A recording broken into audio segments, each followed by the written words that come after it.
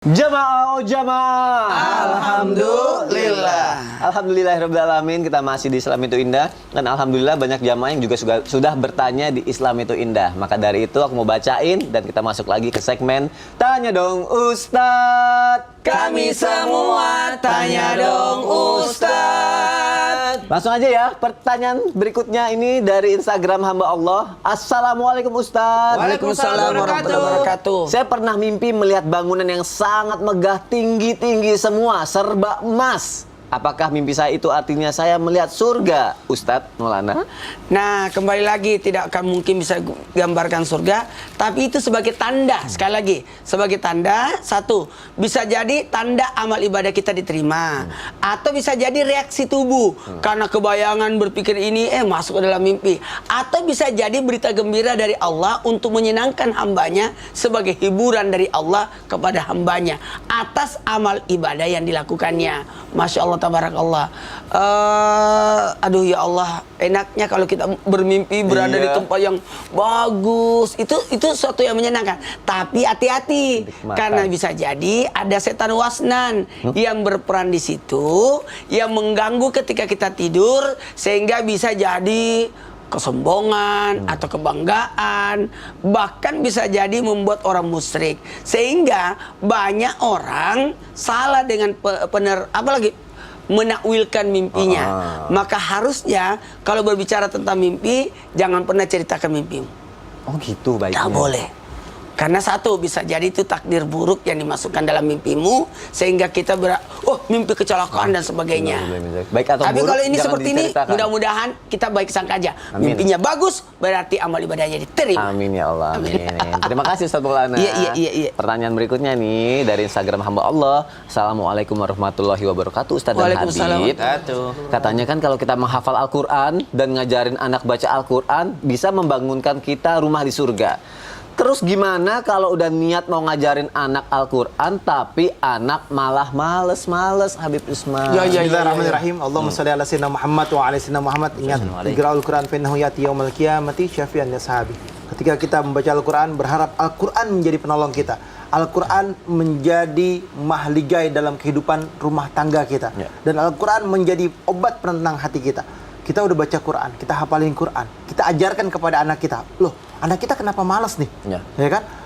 Ayo, ketika kita memiliki anak malas, kita kasih tahu dulu nih. Jadi dari kapan didik anaknya?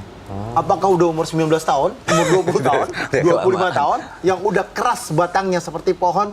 Pohon itu kalau batangnya halus, akarnya masih halus, masih kecil, itu dibelokin kananin kemana juga bisa, ya kan? Ketika dibelok, dilurusin juga bisa. Karena apa? Masih halus batangnya. Ketika kita punya anak yang sudah dewasa, memang agak keras, tapi pelan-pelan sentuh hati dan jiwanya agar tersentuh untuk belajar agama.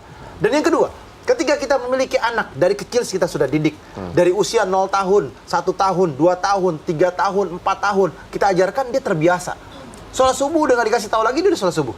Ya kan? Sholat isya nggak dikasih tahu lagi, dia sholat isya. Walaupun dia misalkan, ntar dulu, sholat, udah buru-buru langsung. Kenapa? Sudah dikasih tahu. Tetapi ada anak yang sulit, maka bagaimana caranya? Pertama, minta kepada Allah agar anak kita menjadi anak yang saleh dan soleha. Yang kedua, ajak anak kita ke tempat orang-orang yang soleh, orang yang alim, bawa ke masjid, ya kan? Dekatkan dengan orang-orang yang dekat dengan Allah, sehingga tersentuh hati dan jiwanya. Dimulai sejak dini ya. Betul. Terima kasih Habib Usman, dan semoga terjawab ya jamaah yang ada di rumah ya. Jamaah, Masya Allah nih. Sekarang kita sama-sama akan mendengarkan muhasabah dan juga dilanjutkan doa yang akan dibawakan oleh Ustadz Syam. Silakan Ustadz. Bismillahirrahmanirrahim. Jamaah Islam itu indah yang dimuliakan Allah Subhanahu wa taala. Surga pernah kehabisan bahan bangunan? Tentu saja tidak. Bagi Allah, Allah sangat mudah menciptakan surga, sangat mudah menciptakan neraka, sangat mudah menciptakan langit dan bumi. Tidak ada yang mustahil bagi Allah Subhanahu wa taala. Tapi yang kita bahas di pagi hari yang mulia ini adalah orang yang menyia-nyiakan bangunannya di surga. Sebenarnya udah disediain sama Allah bahan bangunannya. Nih, zikir, nih sholat berjamaah, nih menuntut ilmu, bahan bangunan di surga. Nih masuk pasar ada doanya nih. Nih ajarkan Al-Quran, sudah disediakan semua bahan bangunannya oleh Allah Subhanahu wa taala. Namun banyak diantaranya yang menyia-nyiakan amal soleh tersebut. Makanya diingatkan oleh Imam Al-Ghazali, setiap engkau berziarah kubur, berbahagialah. Selain engkau melihat daripada orang-orang yang sudah berada di dalam kuburannya, engkau berbahagia karena engkau masih diberikan kesempatan untuk memperbaiki amal solehmu di dunia. engkau masih diberikan kesempatan bernafas di atas muka buminya Allah Subhanahu wa taala.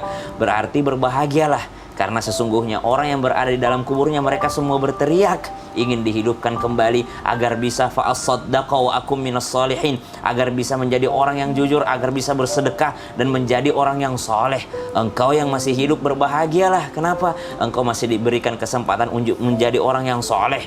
Kemudian bagi anak-anak yang sedang menyaksikan Islam itu indah, mungkin yang orang tuanya sudah meninggal dunia, bapak-bapak, ibu-ibu yang orang tuanya sudah meninggal dunia, subhanallah, kita sebagai anak bisa menjadi bahan bangunan orang tua kita di surga.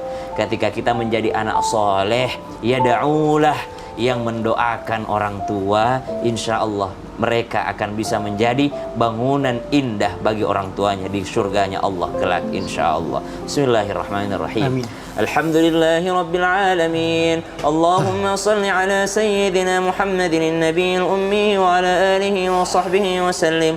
Allahumma inna nas'aluka ridhaka wal jannah. Ya Allah, kami meminta, kami mengemis, kami memohon kepadamu ridhamu ya Allah dan syurgamu ya Allah. Masukkanlah kami ke dalam golongan hambamu yang masuk ke dalam syurgamu bighairi hisab. Wa na'udzu bika min sakhatika wan nar. Kami berlindung daripada murka dan neraka-Mu ya Allah. Wa sallallahu ala sayyidina Muhammadin walhamdulillahi rabbil alamin. Amin ya rabbal alamin. Aku cinta Allah, aku cinta kamu, aku cinta untuk masuk ke surganya Allah. Berzikir, sholat berjamaah dan banyak lagi ibadah agar masuk surga dipermudah. Dunia berkembang, tapi surga tak terbayangkan. Surga adalah akhir dan tujuan terbesar, bahkan bisa dimulai dari hal terkecil untuk sesuatu yang besar. Bisa dimulai dari masuk pasar. Insya Allah kita ketemu lagi sama guru-guru kita ya, Masya Allah. Jamaah, sampai ketemu lagi besok insya Allah ya. Terima kasih guru-guruku. Wassalamualaikum warahmatullahi wabarakatuh. Waalaikumsalam warahmatullahi wabarakatuh.